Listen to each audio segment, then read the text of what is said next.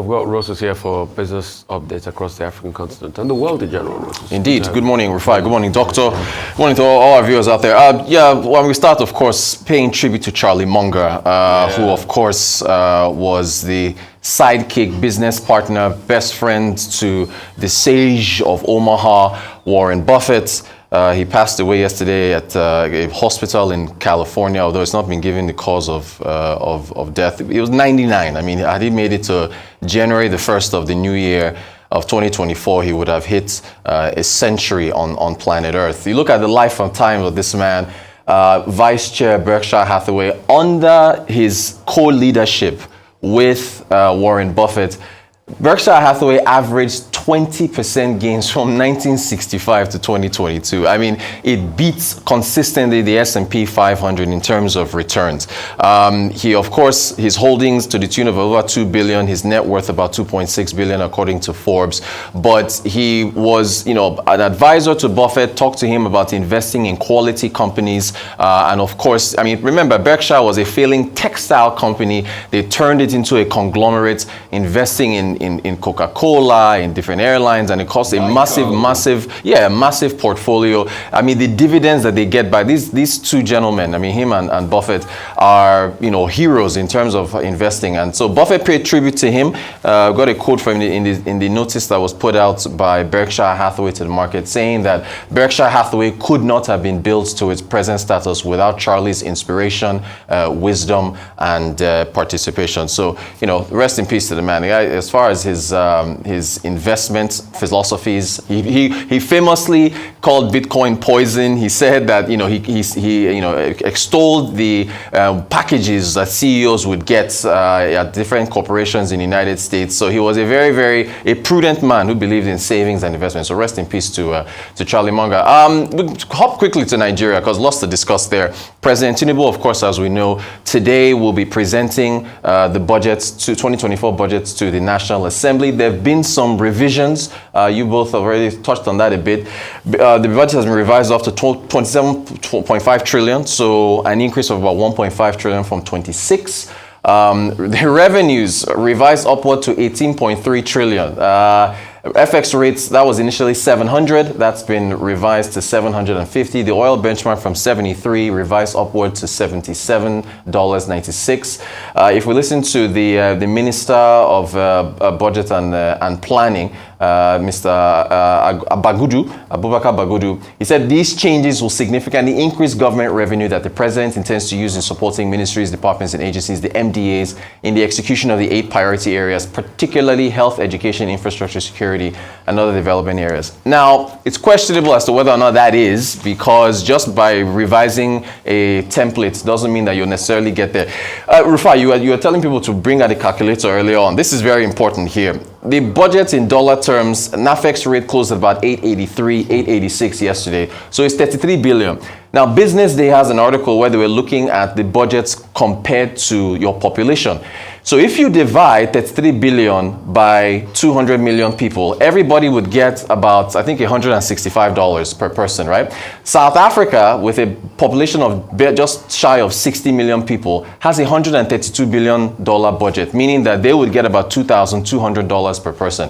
Algeria, 98 billion by 44 million people, they get about 2,000. Egypt, with 97 billion budget for 109 million people, would get about 800 and something dollars. So Nigeria per person would get the lowest allocation. So this is where the debate comes into, for some, Nigeria's budget government is bloated and needs to be cut down, versus others that say it's not even big enough. Right? And if you look at the numbers compared to our peers, because the 3 largest economies in Africa are Nigeria, South Africa, Egypt, although in dollar terms, if you take into consideration the devaluation, we fall to 3rd if you take us all the way to the end of the year compared to South Africa. What's the exchange rate? The rand, which is free floating, is 18 to the dollar. The Egyptian pound, which is also relatively free floating, is about 30 Egyptian pounds to the dollar. Right? So this is where the debate is in terms of Nigeria being able to grow further in order to take care of its population. So from there is, of course, the $1 billion loan that was approved to be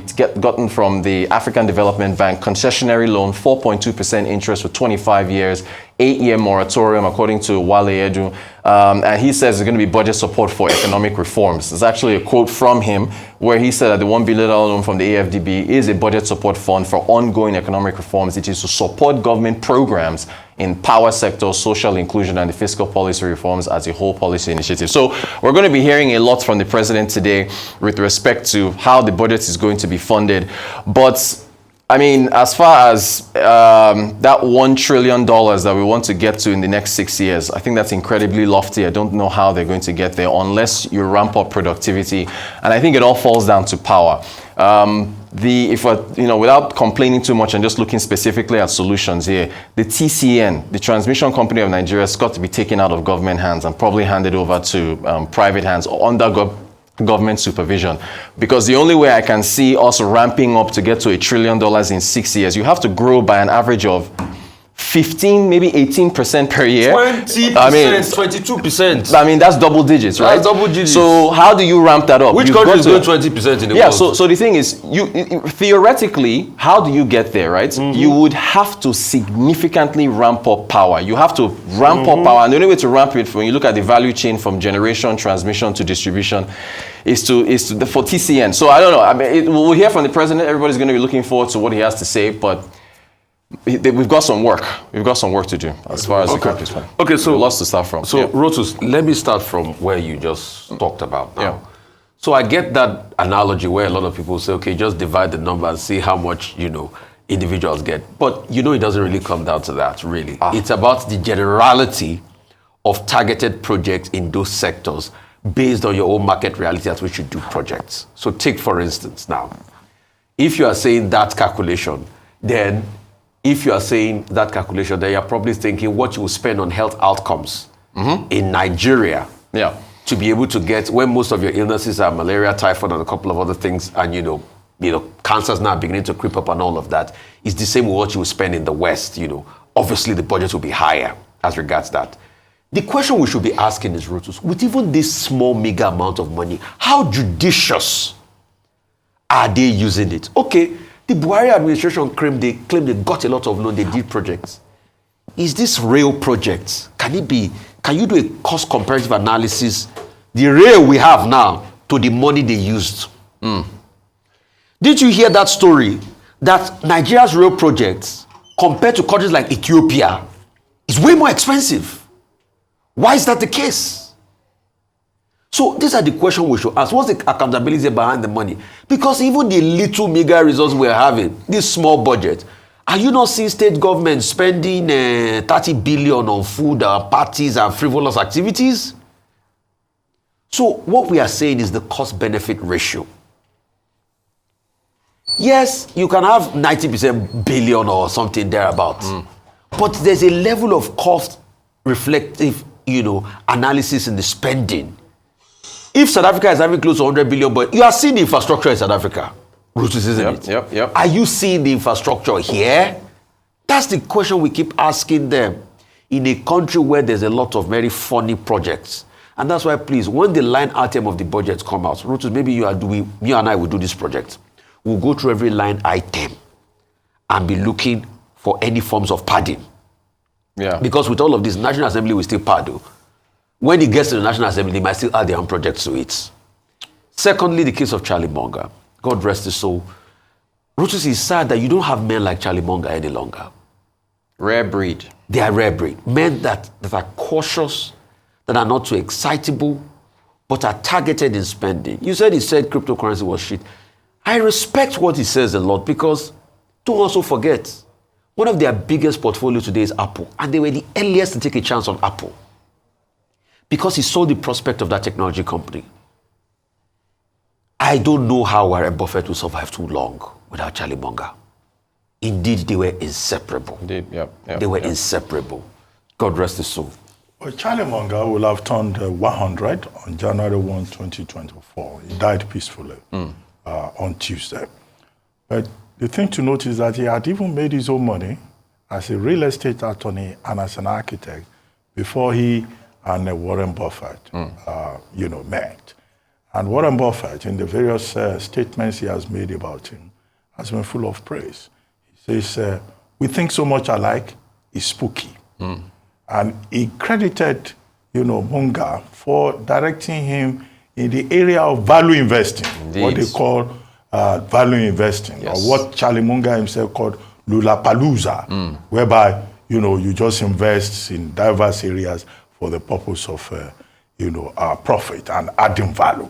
So what is the lesson for me here? It's about partnership.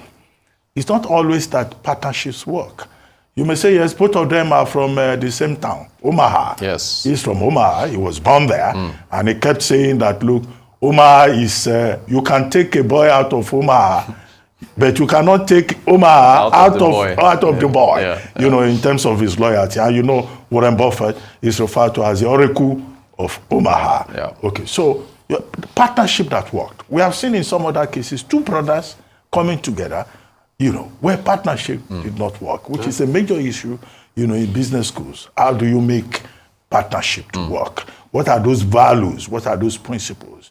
And both of them became role models, of course, within the investing community. Now, still talking about business. Yes. OpenAI, the rivals, Hugging Face and Cohere, they say they've been receiving, propositions from a lot of likely investors who suddenly realized that as a result of the crisis with Sam Altman and the board, that maybe they should hedge their bets and diversify their risk, because if you rely on just one company and they have problems, you could apply your own AI structures within your company. And so they've been receiving inquiries. That's all, yes. It's an arms race. And the main point that was made here is that it's about, it was made by the CEO of Cohere, saying that, look, investors are interested in results and minimal risk. They are not interested in soap operas. Correct. So No drama. Maybe the soap opera that has been staged at OpenAI, it should also be a lesson, of course, for other businesses. If you are running a business, if you turn it into a soap opera, it could have implications, of course, for your share, your market share, as it were. Tomorrow, OPEC is meeting. Yes. So what should we expect?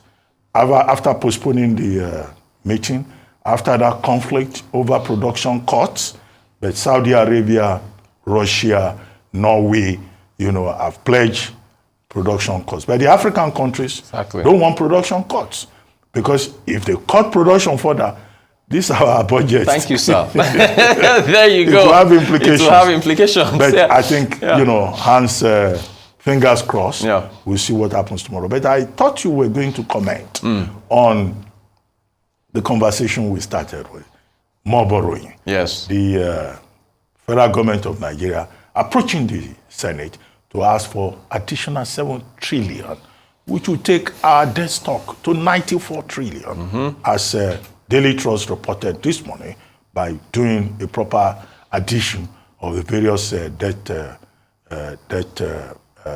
burden details. Yep. So, what do you think? Doctor, we're in a hole. When you have a budget, a revenue projection of 18 trillion. Last year, our revenue was what, 6 or 7 trillion in single digits, and your expenditures minus your revenues, you have a deficit of what, 11, 12 trillion. You have to borrow to plug it, and as Rufai yourself have said early in the morning, it has to be done judiciously. So we are tough times ahead. We just have to hope that leadership is able to do its work. Okay, thank you very much, Thank you. We'll see you again.